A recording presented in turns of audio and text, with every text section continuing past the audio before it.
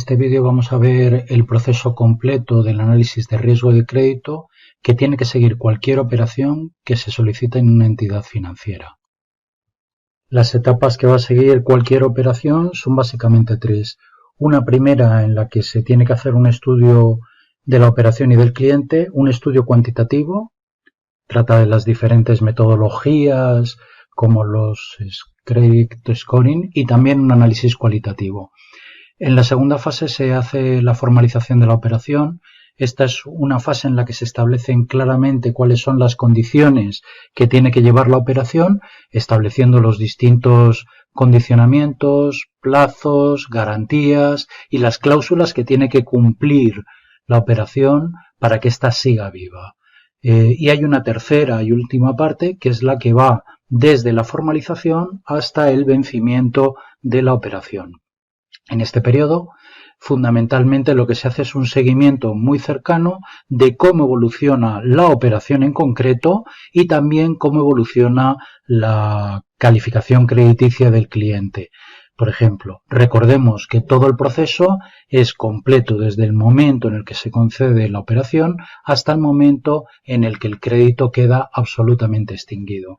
Hasta ese momento no quiere decir que la operación ha seguido viva, ¿no? En esta transparencia se muestran las distintas etapas, ¿no? De tal forma que se ve realmente cuál es el ciclo completo de la gestión global del mismo. Hay una primera parte en la que se produce la propuesta de la operación, se recoge mucha información de la compañía, se obtiene calificación crediticia de la misma y se envía análisis al departamento de riesgos. Una vez que se ha analizado por el departamento de riesgos, se envía a un comité que es el encargado de tomar una decisión sobre si la operación merece el crédito o no, ¿no? En esa fase hay dos agentes importantes de la compañía, una es el gestor comercial y otra es el propio analista, ¿no?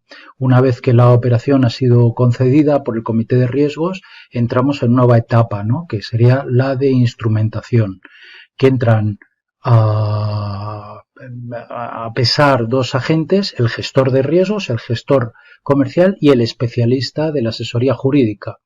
¿Por qué? Porque hay que instrumentar jurídicamente la operación para que se cumpla con lo que se ha establecido en la aprobación, ¿no? Y aquí pues hay que establecer todas las condiciones, los covenants que tiene que cumplir la operación una vez que se han sido establecidas por parte del comité. Una vez que la operación se ha hecho, se ha realizado, entra en el proceso de seguimiento y control, ¿no? Donde se va siguiendo durante el proceso de amortización cuál es la calidad crediticia del cliente, cómo se van cumpliendo las distintas condiciones de la operación, porque en todo el proceso de vida de la operación pueden surgir distintas necesidades o distintas circunstancias dependiendo de cómo ha evolucionado la calidad crediticia de ese cliente, ¿no? En el caso de que la calidad crediticia del cliente se hubiese deteriorado, pues la entidad crediticia puede llegar a tomar distintas medidas para intentar subsanar esa circunstancia o reducir su exposición al riesgo, ¿no? Ahí fundamentalmente lo que se le van a exigir son sobre todo muchos más recursos propios al cliente. Si todo va bien, sigue su proceso de amortización, pero si hay algún tipo de problema de impago, pues entraríamos en la última parte, que es la parte recuperatoria, ¿no? De tal forma que la operación pasaría a ser gestionada por un departamento específico que se encargase de negociar las posibles reestructuraciones de la compañía o ver cuál es el proceso de venta de distintos activos para poder intentar llevar la operación a buen fin, ¿no? Evidentemente este proceso tiene que estar perfectamente estudiado, tiene que ser completamente eficiente, tiene que estar muy rodado y que además tiene que ser conocido por toda la organización, ¿no? De ahí que la función de auditoría tiene que estar revisando permanentemente todo este proceso para intentar detectar los posibles puntos de mejora para poder realizar una gestión global del riesgo de la mejor forma posible para la entidad de crédito. Hay unos principios básicos que se tienen que aplicar en prácticamente todas las operaciones, en la concesión de todas las operaciones de crédito. Con lo cual, esto es lo que se va a encontrar prácticamente cualquier tipo de empresa dentro de las entidades financieras. Una de las primeras cosas que es explicar cuál es la finalidad de la operación y además no va a valer con que diga cualquier cosa, va a tener que mostrar realmente cuál es la realidad.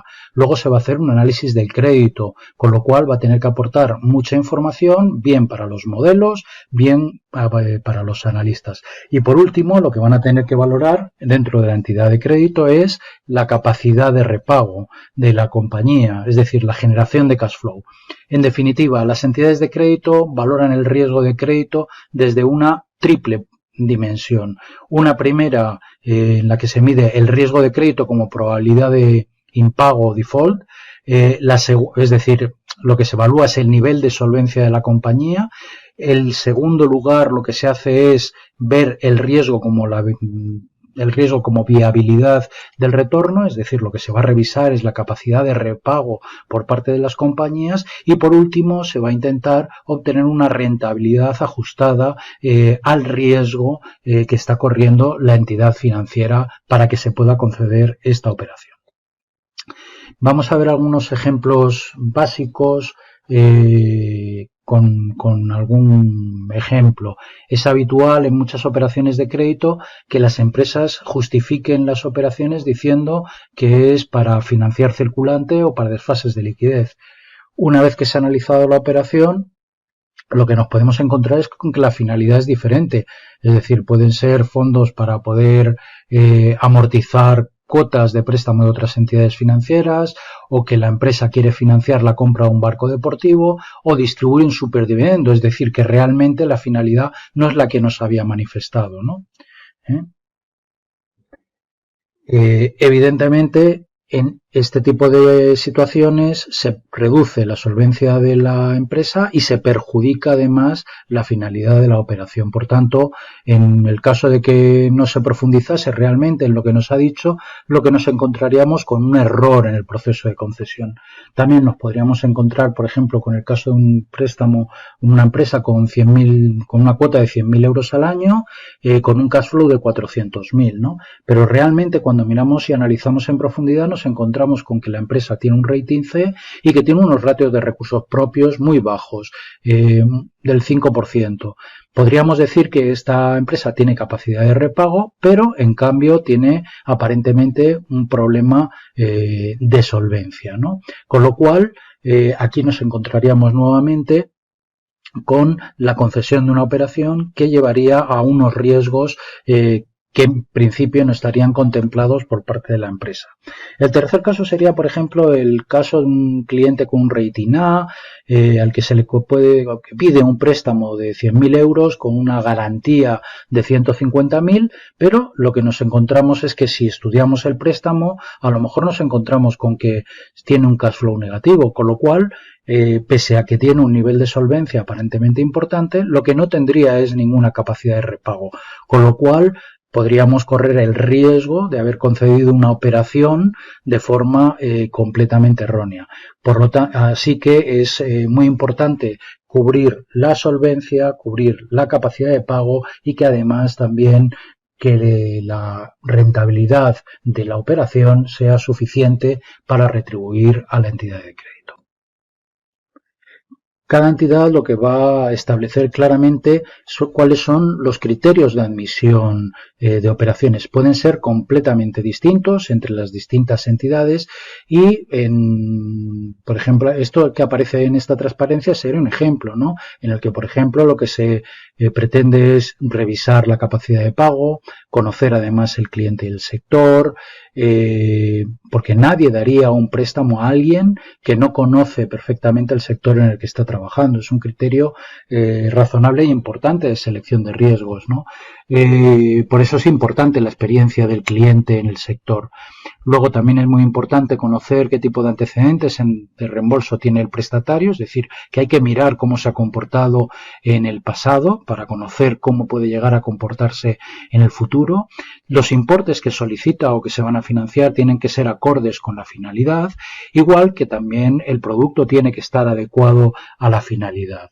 Asimismo, también puede ser muy relevante el impacto que puede tener esa operación en la cartera de riesgos de la entidad financiera. Es decir, siendo a lo mejor una buena operación, nos podríamos encontrar con que habría una concentración de riesgos por encima de la que desea la entidad financiera y que, por tanto, no fuese interesante para la misma acceder a conceder esa operación. Lo mismo podríamos decir de otro tipo de criterios como los valores de las garantías reales o esperadas o las posibilidades de ejecución de las distintas garantías. Por último, los criterios de admisión, por tanto, van a ser 3, es lo que podríamos denominar las Cs del crédito, es decir, lo que hay que valorar de cada operación y de cada cliente que solicita las mismas es el carácter de la misma, es decir, la disposición del deudor a cumplir. También lo que hay que ver es la capacidad de ese deudor, es decir, que tenga recursos financieros suficientes y que los pueda generar periódicamente para hacer frente a los compromisos que implica la firma de la operación y que, por último, pues existan suficientes garantías para la concesión de la operación y para la mitigación del riesgo o el